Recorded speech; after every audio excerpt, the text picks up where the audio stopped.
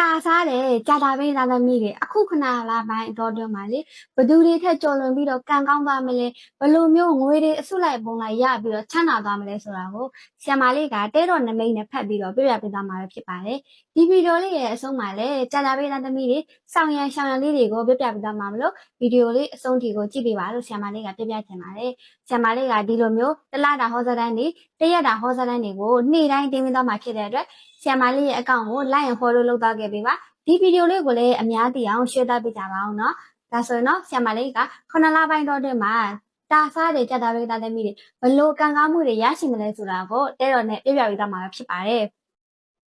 ကဲတာစားတွေကြက်သားပေးသားသမီးတွေเนาะအားလုံးအခု9လပိုင်းကနေစပြီးတော့ကို့မှာရှိနေတဲ့ကံဆိုးခြင်းတွေအားလုံးပြေပြောက်သွားပြီးကံကောင်းခြင်းတွေအားလုံးကိုယ့်စီကိုယ်ပဲရောက်ရှိလာလိမ့်မယ်ကို့မှာလေဘလို့ပဲအခက်ခဲတွေပဲကြုံတွေ့နေရပါသေးဖြစ်ပေါ်နေတဲ့ကိစ္စတွေဘလို့မျိုးပဲရှိနေပါနေเนาะအခု9လပိုင်းကနေစပြီးတော့ကို့မှာရှိနေတဲ့ကံဆိုးခြင်းတွေအားလုံးပြေပြောက်သွားပါလိမ့်မယ်ကံကောင်းခြင်းတွေချမ်းသာခြင်းတွေဆိုတာကလည်းကိုယ့်စီကို2ကြိမ်2ခါမက3ကြိမ်3ခါမကဇက်တိုက်ရောက်ရှိလာပါလိမ့်မယ်ဒါပေမဲ့ကို့အနေနဲ့ဘလို့အရေးကိစ္စကိုပဲဆောင်ရွက်ပါเนาะစီးပွားရေးတော်၎င်းလူမှုရေးတော်၎င်းဘာရေးကိစ္စတွေပဲဆောင်ရွက်ပါသည်ကို့ကိုနောက်ကျောကနေဓာတ်နဲ့ထိုးမဲ့သူတွေရှိနေပါတယ်ကို့အတွက်ကောင်းတဲ့ခြင်းအောင်နဲ့စိုးတဲ့ဘက်ကိုမဖြစ်ဖြစ်အောင်ရအောင်လို့မလို့တွန်းဖို့နေတဲ့သူတွေရှိပါတယ်ကိုယ့်ရဲ့နောက်ကျောကိုပေါ့เนาะအဓိကတော့ဓာတ်နဲ့ထိုးမဲ့သူတွေကကိုယ့်ရဲ့ဘေးနားမှာရှိနေတဲ့လူတွေပဲဖြစ်ပါတယ်အဲ့ဒီအတွက်ကိုယ့်ရဲ့ဘေးနားမှာရှိတဲ့သူတွေကိုအထူးကူးဆိုင်ပါကိုနောက်ကျောဓာတ်နဲ့ထုံးမဲ့သူတွေဒါမှမဟုတ်လို့ရှိရင်လေကိုကပေါ့နော်အာမခံပြီးတော့ငွေချေးပစ်လိုက်တဲ့အခါမှာသူတို့ကထွက်ပြေးသွားတော့ကိုကကြားထဲကနေထိုင်နေဆက်ရွရတဲ့ကိစ္စမျိုးတွေကိုပေါ့နော်လက်တလုံးချလုတ်ပြီးတော့ကိုစီကနေအကျိုးမြတ်ရယူသွားမဲ့သူတွေအဲ့ဒီလိုမျိုးပေါ့နော်ကိန်းနေရှိပါတယ်အဲ့ဒီအတွက်ဆ iam မလေးကတော့ကိုယ့်ရဲ့ဘေးနားမှာရှိနေတဲ့သူတွေငွေကြေးကိစ္စနဲ့ပေါ့နော်အဓိကတော့အချီးအငှားအာမခံတာတွေမလုပ်ပါနဲ့လို့ဆ iam မလေးကအကြံပေးချင်ပါတယ်ဒါလေးအနေနဲ့ကတော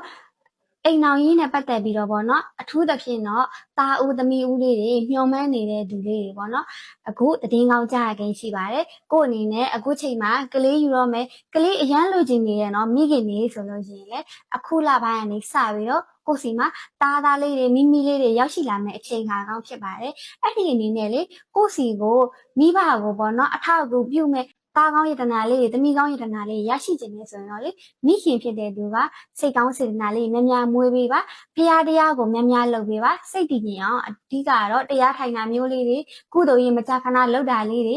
ကောင်းမွန်တဲ့စကားလေးကိုပြောပေးတာလေးပေါ့အဲ့ဒီဟာမျိုးလေးကိုလုပ်ပေးလိုက်မယ်ဆိုရင်ကိုယ့်စီကိုအကျိုးပြုမဲ့သားကောင်းယတနာသမီးကောင်းယတနာရရှိလာမှာပဲဖြစ်ပါတယ်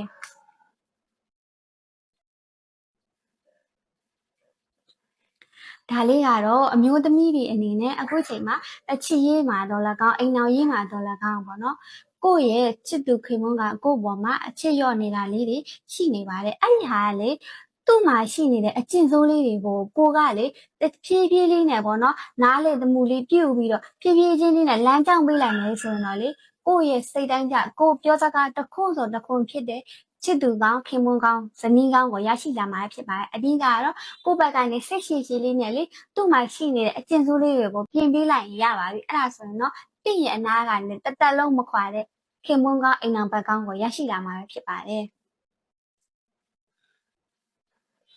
ဒါလေးကတော့အခုချိန်မှာဆိုရင်စီးပွားရေးလုပ်မဲ့သူတွေလုပ်ငန်းနေရာအသစ်တိုးချဲ့မဲ့သူတွေလုပ်ငန်းပြောင်းရွှေ့မဲ့သူတွေအိမ်ပြောင်းရွှေ့လုပ်မဲ့သူတွေအတွက်ချိန်ကာကောင်းပဲဖြစ်ပါတယ်ဒီလိုမျိုးကိုယ့်ရဲ့ဘဝမှာပေါ့နော်အရေးကြီးကိစ္စတွေလုပ်တော့မယ်ဆိုရင်ကိုယ့်ရဲ့အနီးနားမှာ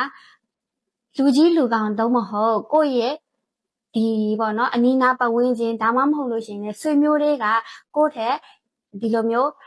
ငွေကြီးဒေါ်လာကောင်းပေါ့နော်အဆက်အသွယ်ကောင်းဒေါ်လာကိုယ့်ထက်တစ်ခုခုတာလွန်နေတဲ့သူပေါ့နော်အဲ့ဒီလူရဲ့အကူအညီကောင်းထောက်ပံ့ကောင်းအဆက်အသွယ်ကောင်းကိုရရှိလာမှာဖြစ်ပါတယ်သူ့ရဲ့အကူအညီတွေအထောက်ပံ့တွေအဆက်အသွယ်တွေနဲ့ပဲကိုယ့်ရဲ့ဒီဘဝကြီးอ่ะပေါ့နော်တစ်ဆင့်ဒီထက်ပိုပြီးတော့မြင်မှန်းသွားပြီးတော့လ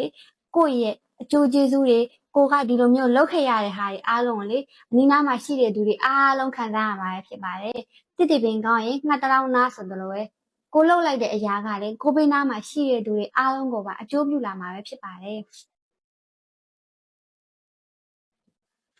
ဒါကတော့လေလောကကြီးမှာမုံတိုင်းတွေထမ်းပြီးသားလို့ရှိရင်တော့လေနေအောင်ကြီးလေးတွေ အမြဲတမ်းတာယာလာမှာပဲဖြစ်ပါတယ်အဲ့ဒီတော့ကိုယ့်ရဲ့ဘဝမှာလည်းဘလောက်ပဲလေပြင်းနေထန်နေပါစေမုန်တိုင်းနေထန်နေပါစေကိုရှေ့ဆက်ရမယ်လမ်းခီးတစ်ခုကိုပဲတိတ်တိတ်ချာချာနဲ့မဆုတ်မနစ်တဲ့ဇွန်းလုံးလာနဲ့သွားမယ်ဆိုရင်လေကိုရောက်ချင်တဲ့ပန်းတိုင်းကိုဖြစ်ချင်တဲ့ဘဝကြီးကိုဆောက်ချင်တဲ့အိမ်ကိုတီဆောက်ချင်တဲ့စီးပွားရေးအင်ပါယာကြီးကိုလေကျင်းတည်ထူထောင်နိုင်မှာဖြစ်ပါတယ်အဲ့ဒီအတွက်အခုချိန်မှာစိတ်ပြက်နေတာတွေအာရော့နေတာတွေပေါ့နော်ဘဝဆိုတာကြီးကလေအမြဲတမ်းအတက်ကြီးရရှိရလဲမဟုတ်အကြရွယ်ရရှိရမဟုတ်အမြဲတမ်းနှိမ့်ချီညှိချီဖြတ်တန်းနေရတာအဲ့ဒီအတွက်လေကိုကဒီလိုမျိုးလေနှိမ့်ချနေတဲ့အချိန်မှာလဲအားမငယ်နဲ့မြင့်တက်သွားတဲ့အချိန်မှာကိုဘဝင်မမြင့်နဲ့ရှိနေတဲ့ဟာလေကိုရဲ့လေအရှိကိုရှိတိုင်းလေစိတ်ကောင်းစေတနာလေကိုဘေးနားမှာရှိတဲ့သူတွေကိုအမြဲတမ်းကောင်းမွန်လေးထားမယ်ဆိုရင်လေကိုရဲ့ဘွားကြီးခင်းတစ်လျှောက်လုံးမှာလေအမြဲတမ်းကိုကူညီမဲ့သူစောင့်မမဲ့သူတွေအမြဲတမ်းရောက်ရှိလာမှာဖြစ်ပါတယ်